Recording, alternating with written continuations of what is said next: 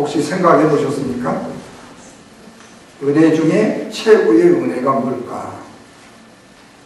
그것은 은혜를 은혜로 볼 줄 아는 사람, 은혜를 은혜로 여길 줄 아는 사람이 바로 최고의 은혜가 뭔지를 아는 사람입니다.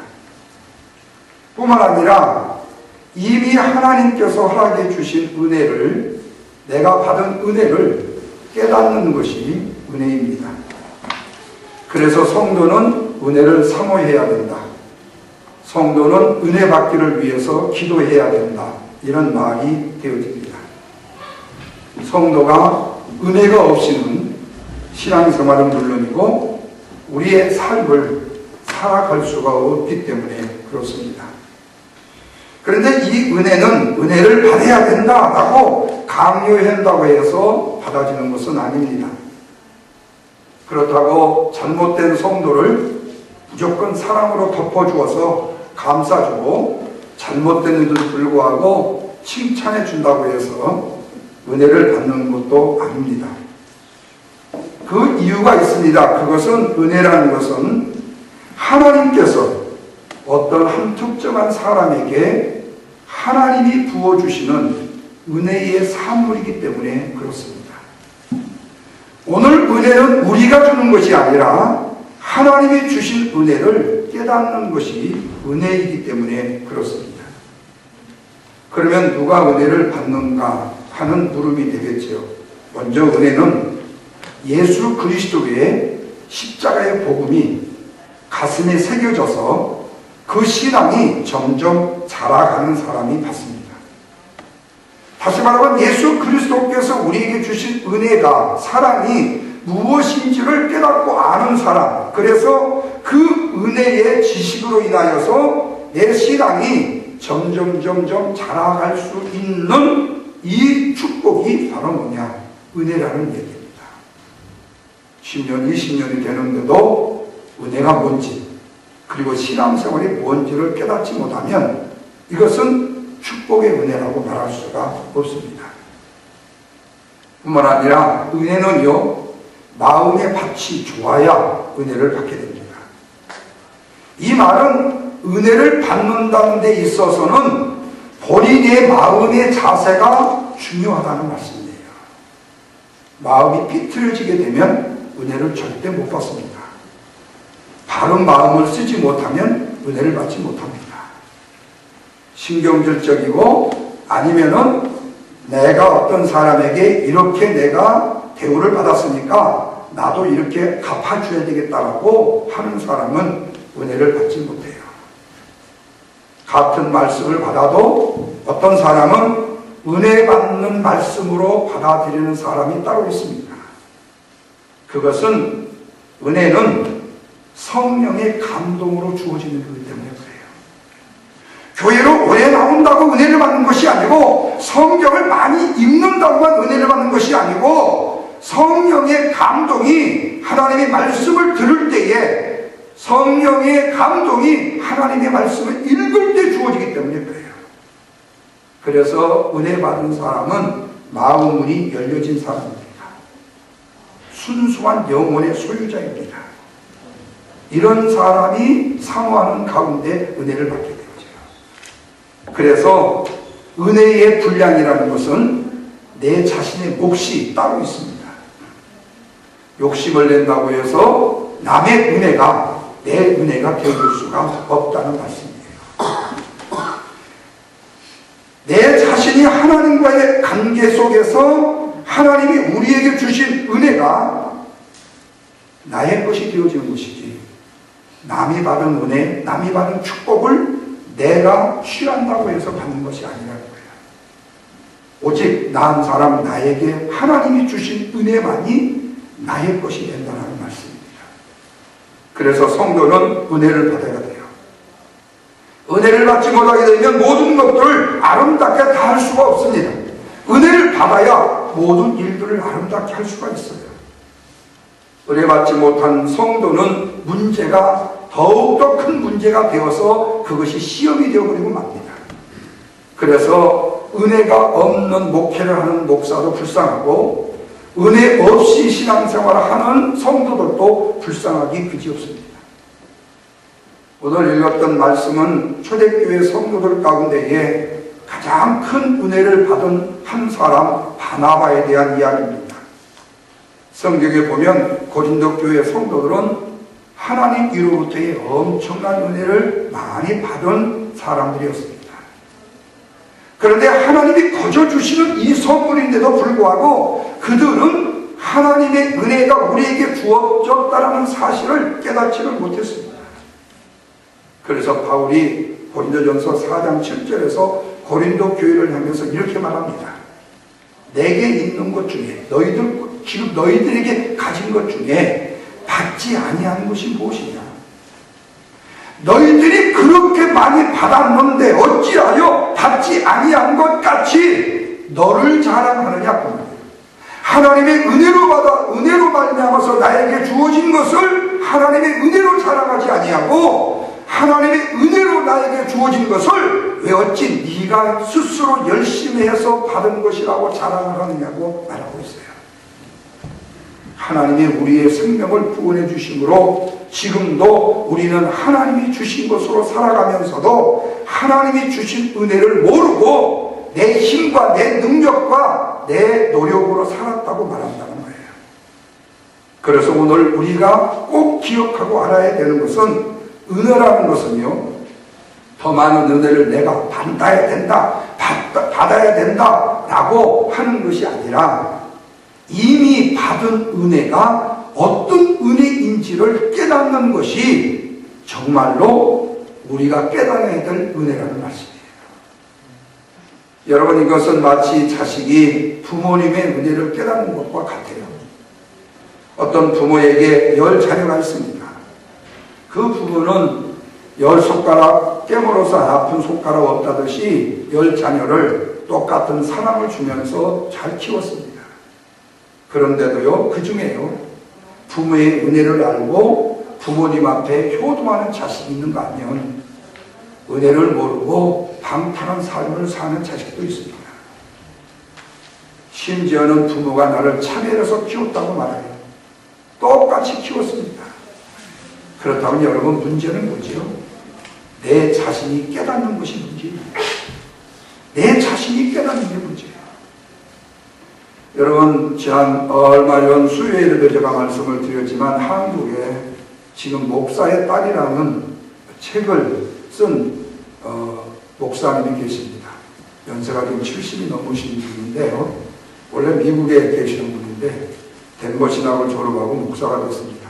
근데 그분이 누구냐 하면은 한국의 합동측에 아주 신학적 거성이었던 박윤선 박사님이라는 분이 계십니다. 신구약 성경 전체를 주석으로 최초로 쓰신 분이 박윤선 박사입니다. 목사님입니다. 그분은 한국 교계의 한국 목회자들에게 아주 굉장한 위인으로 존경을 받는 분이에요. 그런데 그분의 딸이 목사가 되어서 아버지에 대해서 책을 썼습니다. 그게 제목이 목사의 딸입니다. 근데 그 따님이 글을 써놓은 이야기의 내용들이 뭐냐면요, 우리 아버지는 신학자라고 하지만 성경을 잘 해석할 줄 모르는 분입니다. 그런데 한국의 목사님들이 우리 아버지가 성경을 그렇게 잘 해석하시는 줄 알고 그 아버지를 마치 하나님처럼 지금 받들고 섬기고 있습니다. 우리 아버지는 자식을 사랑하지 않았습니다. 그리고 자식에게 폭력을 행사했고 심지어는 어머니를 폭력을 휘둘렀습니다. 우리 아버지는 목사다운 목사가 아니었습니다. 뿐만 아니라 우리 아버지는 본처였던 당신의 사모님이 돌아가시는 이후에 우리하고 의논 한마디 없이 후처인 어떤 전도사님하고 결혼을 하셨는데 그 결혼한 전도사님이 우리를 너무너무 학대를 했습니다. 그리고 아버지는 이 일을 다 방관하신 분입니다. 그분이 바로 여러분이 박윤선 박사라고 말하는 우리 아버지입니다. 그러니까 한마디로 말하면 아버지를 짓밟아서 집 뭉개부렸습니다. 그래서 한국에 지금 합심 측의 대목사님이세요. 그 교단에. 그런데 한국이 발딱 뒤집어져 버렸습니다. 그리고 책은 아주 엄청나게 많이 팔렸습니다. 요즘에 그 박혜련이라는 따님이 한국에 와서 지금 계셔요. 얼마 전에 인터뷰가 나왔습니다. 자기는 그런 의도로 쓴 게 아닌데 이렇게 됐다. 그러나 우리 아버지는 이랬다. 그러면서 썼어요. 저는 그 양쪽의 이야기를 이렇게 보면서 들어보면서 느끼는 게 있어요. 왜 그분은 아버지의 그 잘못된 부분만 그렇게 볼 수 있는 은혜밖에 없었을까? 왜 그분은 아버지로 하여금 자신에게 주어졌던 깨달음의 은혜가 더 왜 크지 아니했습니까? 그분은 목사라고 말하는데 왜 그랬을까? 여러분, 오늘 옛날 우리 어르신들, 우리 부모님들은요, 우리를요, 단 마음속에 하나 사랑한다는 것 그거 외에 방법적으로는요, 세상 말로 말하면 무시하기 그지없었습니다. 사랑한다는 표현도 심지어는 욕으로 표현을 했습니다. 사랑한다는 표현도 때리면서 표현을 했습니다. 그렇게 무지한 분들이었습니다. 그렇다고 우리가 그 아버지가 나에게 폭력을 휘둘렀던 아버지라고 말할 수 있고 나에게 욕짓거리만 했던 어머니라고 우리 어머니를 표현할 수 있겠느냐 그 말이에요. 왜 부모로서 자식에게 섭섭한 일이 없었겠어요? 왜 자식에게 때로는 마음의 감정이 상하지 않았겠어요? 왜 자식은 부모의 마음에 흡족하게 사랑을 다 못 받았다고 생각되지 않았겠어요? 그런데 왜 하필이면 부모님이 나에게 주신 은혜만을 깨닫고 부모님의 은혜에 감사하지 못하고 왜 부모님이 나에게 주신 잘못된 것에 대한 은혜만 깨닫고 부모를 폄하시키고 부모를 업신여겨야 되느냐 그 말이에요. 이것은 한마디로 내가 받은 은혜를 깨닫지 못했기 때문에 그렇다. 여러분, 은혜를 많이 깨달은 사람은 많이 감사하는 사람입니다. 믿습니까? 많이 감사하는 사람입니다. 그러나 여러분, 은혜를 깨닫지 못하는 사람은요, 이것도 불평이고 저것도 불평이고 어떤 것도 다 불평이고 말이에요. 여기서 중요한 사실은 그거예요. 하나님께서는요, 우리에게 이미 에브리띵, 모든 것을 다 주신 하나님이십니다. 당신의 하나밖에 없는 아들도 아끼지 아니하고 주신 하나님께서 우리한테 뭐를 안 주시고 움키고 계시냐 그 말입니다. 우리 찬송가 311장에 보면 내 너를 위하여 몸버려 피 흘려 내 죄를 속하여 살 길을 주었다. 너희의 내 몸을 주건만 날 무엇 주느냐.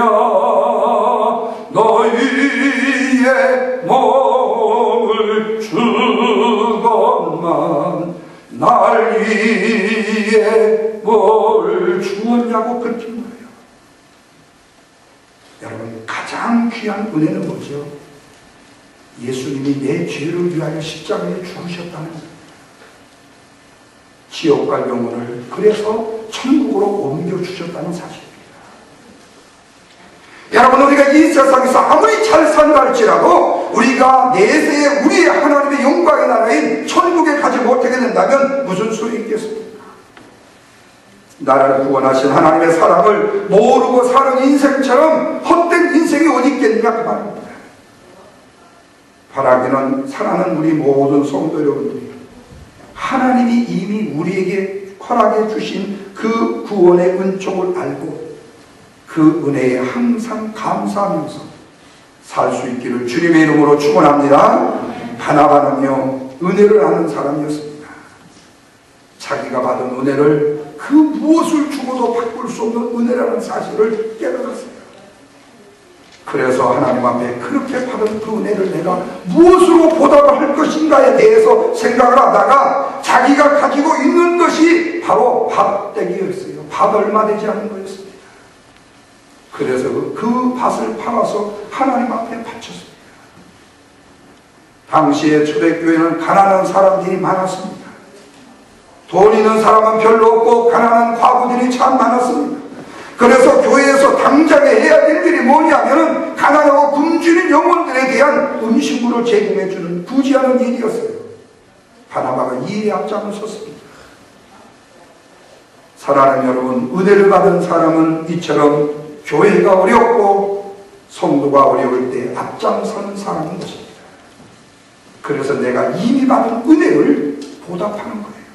하나님 나에게 은혜를 더 주시옵소서, 하나님 은혜를 더 많이 주시옵소서, 누구보다도 더 많이 주시옵소서라고 하는 것이 아니라 하나님이 이미 나에게 주신 그 은혜를 내가 어떻게 보답할 것인가 하는 거예요. 그러나 여러분, 누구나 다 그렇게 하는 것은 아니지 않습니까? 재산이 많다고 해서 모두 바나바처럼 자기 재산을 다 팔아서 드리는 사람만 다 있는 것은 아니지 않습니까? 오히려 은혜 받지 못한 사람이 가진 것이 많아도 인색할 수 있지 않습니까? 그래서 내가 받은 은혜가 얼마나 귀한 것인가를 알고 깨닫는 사람만이 헌신적으로 조건 없이요 마음과 열정과 뜻을 다해서 봉사할 수 있는 것입니다. 다시 말하면 은혜를 은혜로 아는 사람만이 할 수 있는 능력인 거예요. 더 적극적으로 말하면 하나님이 나에게 베풀어 주신 그 은혜를 깨닫는 사람이라는 거예요. 그러면 바나바가 어떤 은혜를 받았습니까? 사도행전 11장 24절에 바나바에 대해서 이렇게 소개합니다. 바나바는 착한 사람이요 성령과 믿음이 충만한 사람이라고 표현을 했습니다.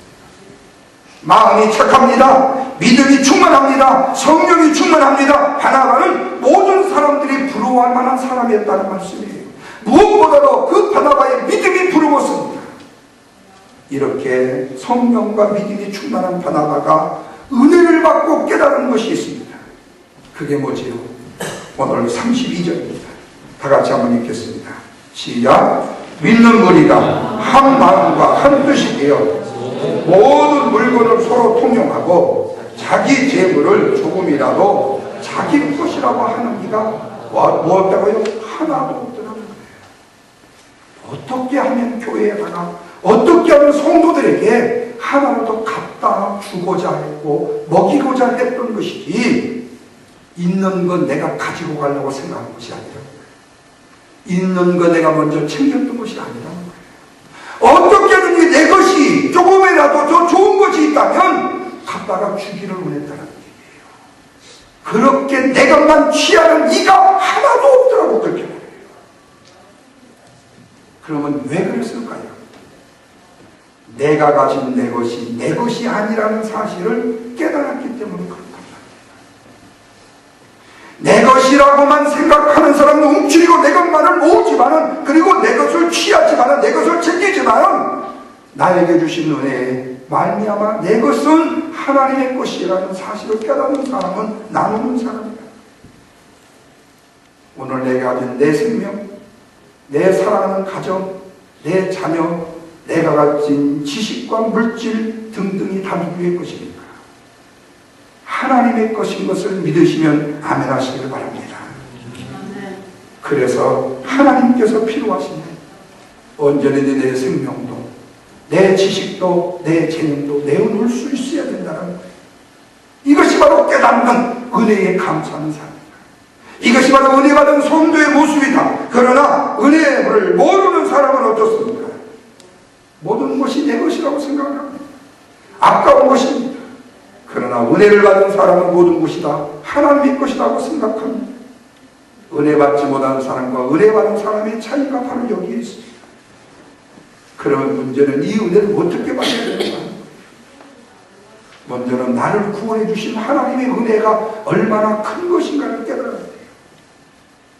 세상에서 가장 귀한 은혜는요, 죄악으로 말미암아 지옥에 갈 나라는 한 영혼을 주님의 은혜로 말미암아서 천국 백성으로 만들어 주셨다라는 이 사실, 이보다 더 큰 은혜가 어디 있겠습니까?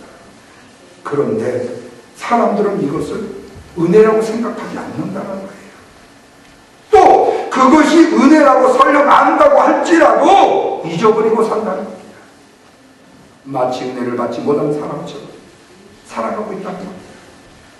그러나 여러분, 이 구원의 은혜는 평생을 다 갚아도 갚을 수 없는 은혜라는 사실을 기억하시기 바랍니다. 그 어떤 것으로도 갚을 수가 없는 거예요.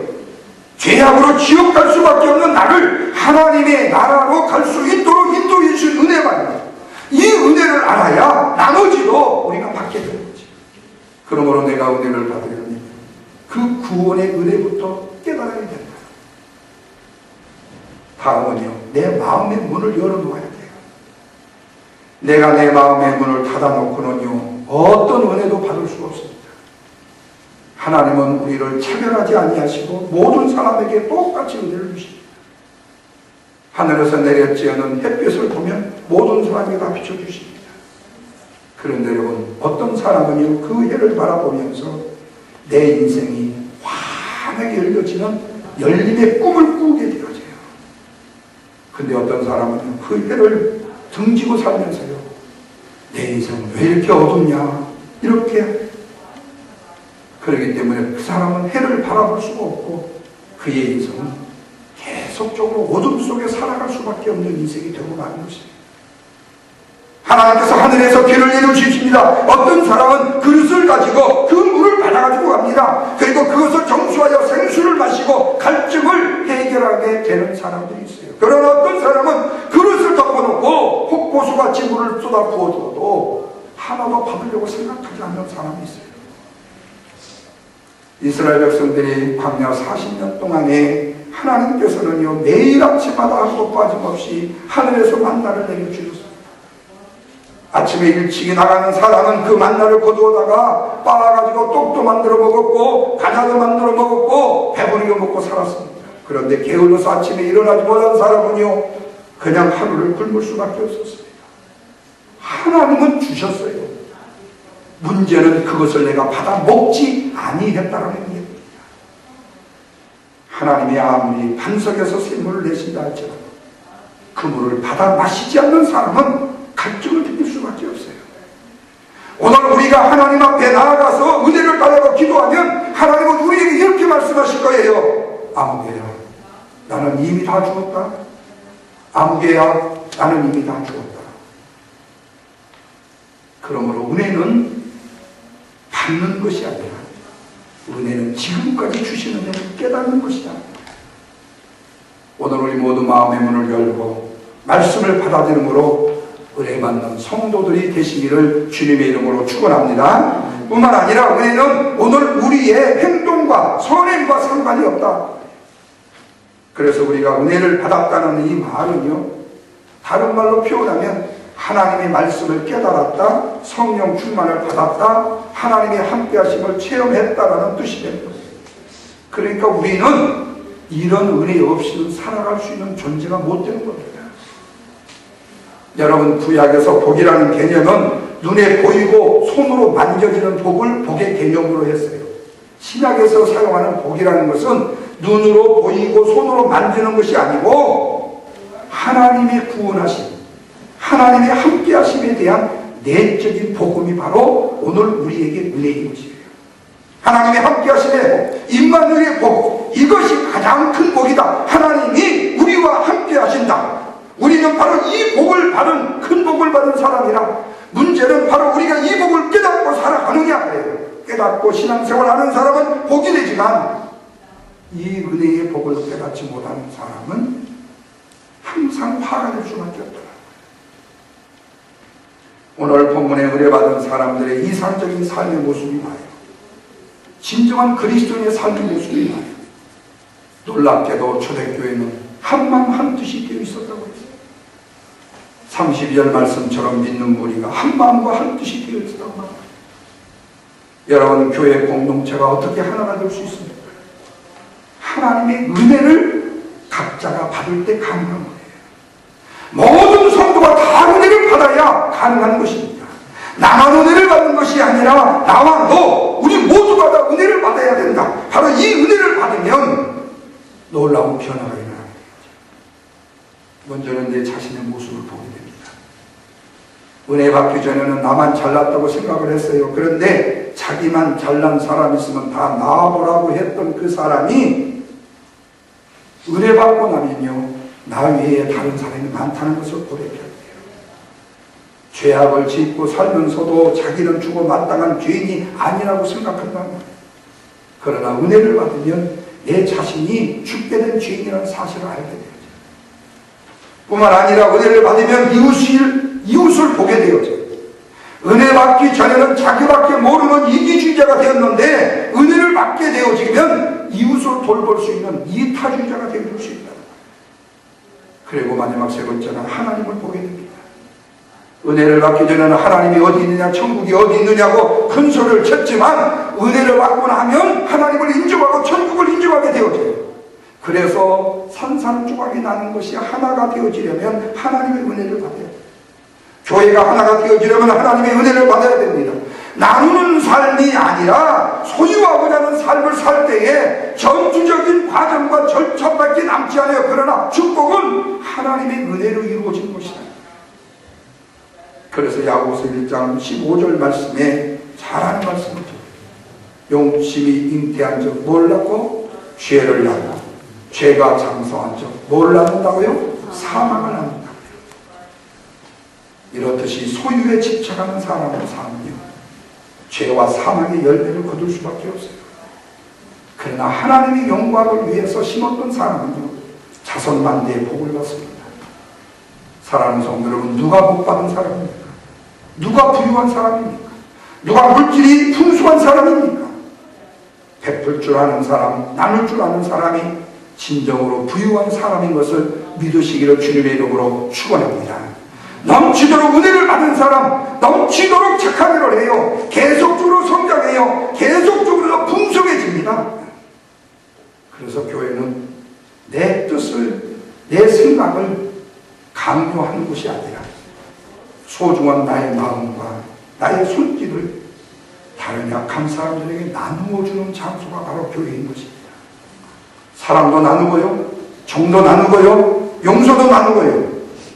그래서 교인들이 가만히 앉아서 섭취만 하게 되잖아요.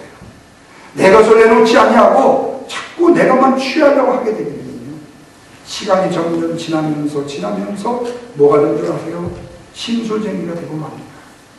너그러운 사람이 될 수가 없어요. 나누는 교회, 나누어지는 교인이 되어야 바른 교회가 되어줄 수 있고요, 희망이 있는 교회가 되어줄 수 있습니다. 바라기는 오늘 우리들을 통해서 우리 영광교회도 이 온전한 아름다움이 이루어질 수 있기를 바랍니다. 그 일의 기초석을 누가 놓아야 됩니다. 내가 가장 앞장서서 놓을 수 있어야 됩니다. 모든 것을 물질로만, 사람의 가치로 계산할 수가 없잖아요. 이 세상에는 소유한 것을 재산으로 생각하는 보통 사람들이 있습니다. 또 한 부류는요, 나눈 것을 재산으로 생각하는 사랑의 사람들이 있습니다. 나누는 것을 재산으로 생각하는 사랑의 사람. 그리고 세 번째는요, 드린 것을 재산으로 생각하는 신앙의 사람들이 있습니다. 오늘 우리는 어느 반열에 서 있습니까? 그리고 우리는 어떤 계산대 앞에서 더 많은 계산을 하려고 생각하겠습니까? 오늘 우리의 인생의 종착점에서 과연 어디에 가서 누구를 맞이하려고 생각하는가? 뿐만 아니라 우리가 뿌린 씨앗은 우리가 언제 어떻게 추수하려고 생각하느냐?